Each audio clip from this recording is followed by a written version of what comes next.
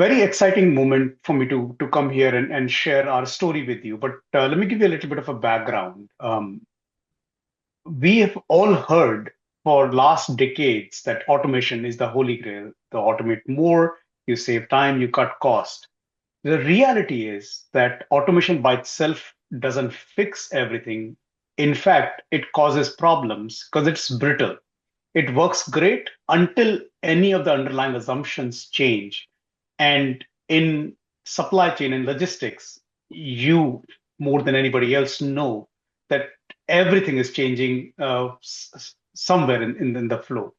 There are truck breakdowns, the driver not show up, there is a condition problems, there is delays in delivery and receiving, shipment sits too long, there are delays at the port, all kinds of things happen. So this is where the traditional automation freezes and doesn't understand exactly what is happening. And when that happens, the adoption drops basically, and then you're all familiar with going back to your spreadsheets and making personal phone calls, and people stop trusting the system. For these reasons, we switched our philosophy to not just the automation is an answer from our opinion. It is the intelligence that is infused in these automations, which is where AI agents come and fit in. They don't just follow the rule; they learn from the environment, from the people who use. They understand the exceptions. They are not rigid. They can work their way around in capacities in which they're planned to create in this fashion.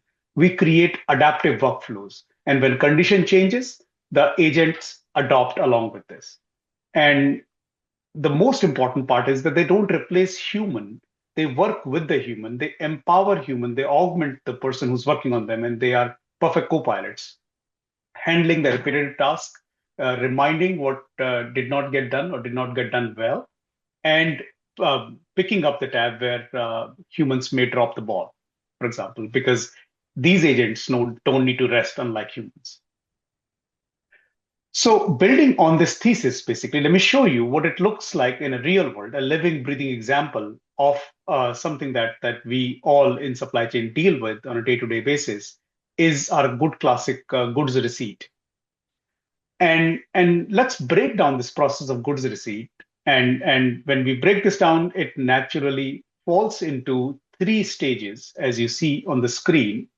Each stage has its own risk, its own responsibilities, and an opportunity for us to unleash different agents in each of these categories and AI to step in and complete this flow. So let me start with the ready to leave. The first stage. If we fix the ready to leave, I think the downstream becomes simpler. So again, this sort of supports our strategy of shift left. If we don't start with the problem, chances are that things will follow along better in the rest of the phases. So very important to get our ready to leave agents right. Picture your dock. Early in the morning, trucks are lining up, teams are rushing to match the dispatch times. This is primarily where mistakes happen naturally. So, right, there's a lot of chaos that is going on. Our ready to leave agent is like a digital dock supervisor, so to speak. Right, it's always on, always alert, and working on your command that it is configured with. It can automate shipment creation, starting from that. Optionally, there are different agents could verify the driver's arrival, validating that this is the exact driver that you had on the file through phone number or a biometric or image recognition. Check if the sensor that need to be placed for this visibility is actually onboarded and is working. Make sure the preconditions are there, quality checks are maintained, and even capture the image of the load post this is loaded in the back of the container or the truck, for example. And while everything checks out, it can provide that signal ready to leave and can become a digital gate pass, so to speak. And instead of having everything manual, these agents basically work in tandem and provide that peace of mind that can be intelligent, can confirm, and can have everything documented. It's not just a digital process management. It's situational awareness, right? So anybody who's involved in the process has this peace of mind that all of these things are captured well and are stored away somewhere safe. Now, moving on to the next page, basically the load is on the road. The ready to receive agent takes over. Its job is primarily to manage and monitor the journey as it is happening. And it's not just tracking the GPS or the location, it goes beyond that. It's understanding what is happening along the way. Are you drifting away from your regular route? So it can create the deviation alerts. And it can be resilient to recognize that it's a minor sort of deroute because something is closed, or it is completely a different route that you've taken. A security agent can come in and can can bring it in action. It can look at the conditions of temperature, if there is a temperature sensitivity, or the door opening before it reaches the final destination, any kind of risk that it detects, basically. And the one of the most important things that we see customers worrying about is detection of the red zone and hot zone, and any stoppage that is frowned upon in those areas.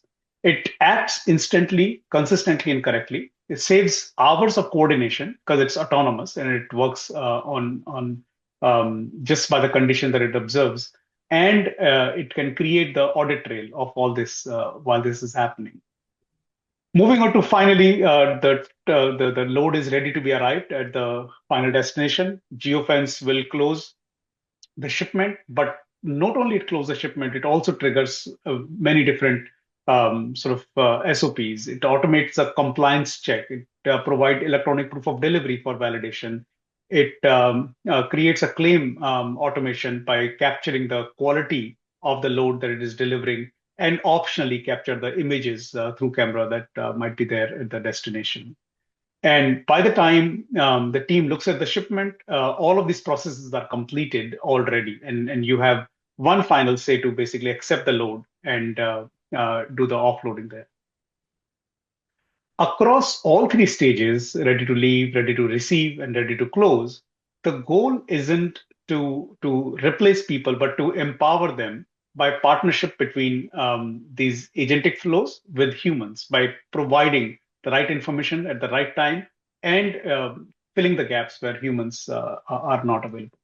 So that's what drives adoption. Now, this is an agentic army that our platform is basically ready to be rolled out today. But what if it doesn't have the one that you need? Charlotte, next slide, please. And this is where the adaptability of our platform, basically, where we can whip up new agents very quickly and can be associated with the workflow that we have. And all of this can just be done with a simple few commands that we can write in form of a prompt that we can write, or in workflows that we already have. You can modify the existing workflows or can create your own workflows from scratch, for example. Next slide, please. Okay, so let's take a look at now on operational automation, what it means. Let's take a step back and talk about these operations for a moment. And to do that, we have this video. And let's take a look.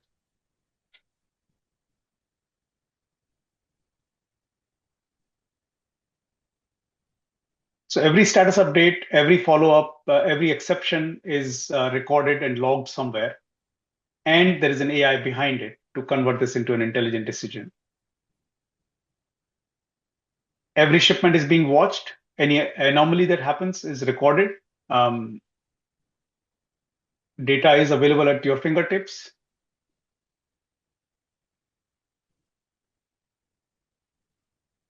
And any mundane issue it finds, it has the ability to act upon it. So operational automation is what frees your team to focus on your strategy, not just wheelchair your work or drain your time in doing mundane things. It lets you become the owner of your processes and stop firefighting and start optimizing better. Now, how do we take this into an action? This automation, bringing everything in single place, everything comes together. Sorry. Yeah. Uh, a single pane of glass, a true observability and orchestration pane, which can act as a command center it's not just another dashboard, but a place where all these alerts can come together and can be acted upon. Radar essentially bring three main aspects of it: everything in real time, not just the device, not just the location, but the SOP compliance, your risk posture, driver behavior, shipment condition, everything in one place. Radar knows your preferences, and it has access to the operational AI to now getting all those thousands of signals that were getting generated. Only the meaningful handful of them gets percolated and handled quietly and automatically. It decides which one need to be escalated. And all of this is done basically with some simple training that can be provided for the preferences that you may have. So you can say you are interested in condition monitoring over, let's say, route deviations, right? And it'll give those preferences and it can automatically decide whether to escalate it or whether to automatically suppress or put something in the watch, for example. It finally has access to those SOPs that are needed, that something that typically lives in a paper, it can actually understand those and then create living and breathing actions on top of this single pane of glass. So instead of searching, checking, or verifying, teams can now focus on very clear contextual AI curated insights that are delivered in a visual form, can also be escalated further, um, and bring humans into the mix wherever it is needed. So it's not just analytics, it's not just tracking, it is how decisions play a role in bringing intelligence into every part of the AI. Now, let's move to the next slide and take a look at a live demo of a case that we put together where we use AI-driven voice automation escalations that get generated. And we're going to be tracking a shipment traveling from Limestone to North Charleston. Um, Charlotte, please play the video. And a truck suddenly stops in a red zone, an area that is known for high theft or security risk. AI instantly detects it, and in the first scenario, it calls the driver. Hello. Hi there. Am I speaking with Shailesh Mangal? Yes, that's him. Great. Thanks for confirming. This is Dina from Decklar Monitoring Center. I'm calling about your shipment Y Sacramento 11 o'clock, which is going from Limestone to Optimum Fusion, North Charleston. The vehicle has stopped in a restricted red zone, and we wanted to check in with you. We tried reaching out recently, but didn't get a clear update. Yeah, I had to stop because I have some problem in my engine, and then my truck won't go any further. So I have to stop. I'm looking for some help. Got it. Thanks for letting me know. If it's an engine problem and you're waiting for help, that makes sense. Just a quick reminder. Once it's safe and the issue is resolved, please move the vehicle out of the restricted zone as soon as you can to avoid any route violations. Stay safe. And if you need anything else, let me know. Will do. Thank you. Thank you, Shailesh Mangal. Decklar will keep monitoring your shipment Y Sacramento 11 o'clock from Limestone to Optimum Fusion, North Charleston. Please drive safe and have a good day. Okay. So that was one case where driver actually responded. But let's say driver is not reachable. AI will decide and will escalate it to whoever is next in line. In this case, logistics supervisor. Hi, Shailesh Mangal. Am I speaking with Shailesh Mangal? Yep, that's him. What's up?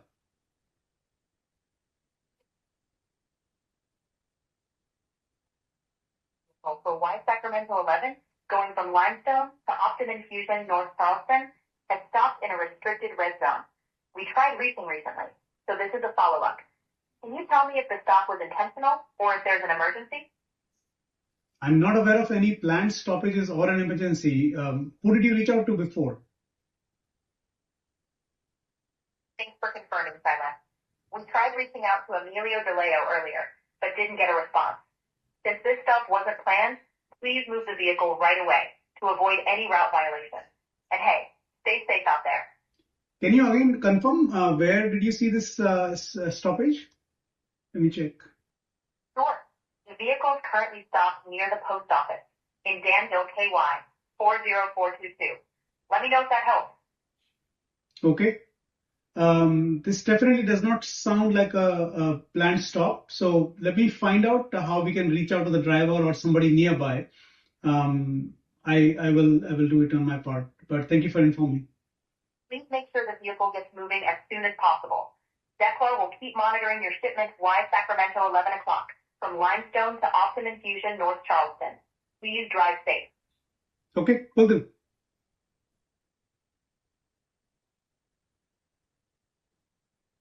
So this is where I think the autonomous agents come into the picture. No delay, no confusion, a clear, auditable response chain that can be built. And that's not just AI monitoring; it's protecting the operation as it is happening and logging it and getting the response live from people.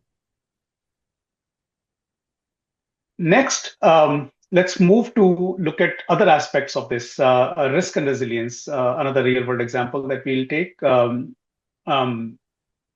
because today we are not just responsible for moving the goods, it's also protecting them, responsible for any kind of issues that come in and lane issues. So let's take a look at this.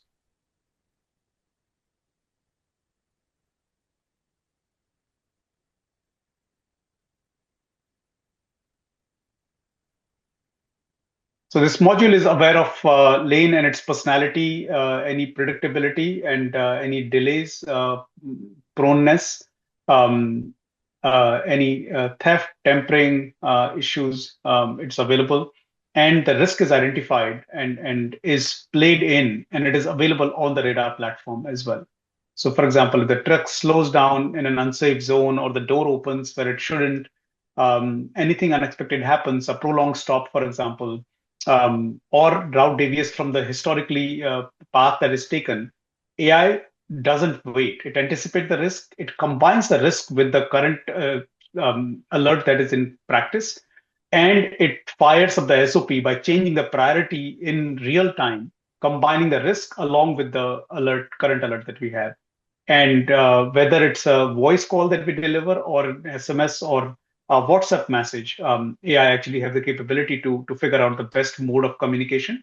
And it's not just the reactive monitoring, it's anticipatory resilience that it figures out the right course of action and transform the operation from something happened and let's investigate to something might happen, let's prevent. And that's the most important part of this capability. Next slide, please. Yeah, actually, we could do the next slide. Please skip this one. Right. So switching gears and basically focusing on performance and forecasting on the use of the reusable assets and looking at this. Visibility is just not about today, it's also about tomorrow and next month, the next quarter. One of the most overlooked and high impact areas is the asset performance when we have to reuse these assets.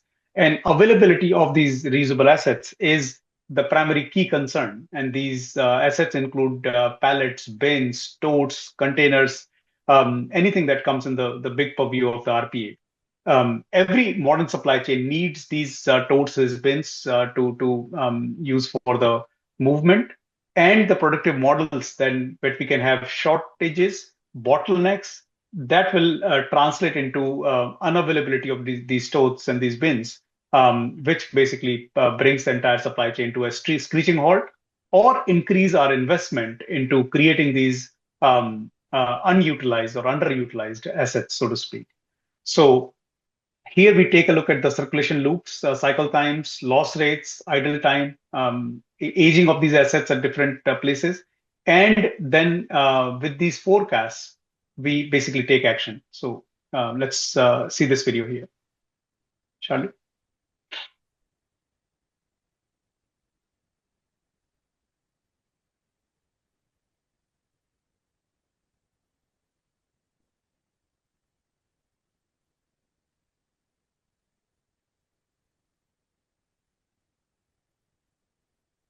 The system automatically keeps track of the dwell time. Key alerts are created and observed in the system. And then finally, the agents essentially can go and create this communication to retrieve these totes and pallets to predict how much we will have available in the inventory on what days. So you are never facing production delays because of unavailability of these reusable assets.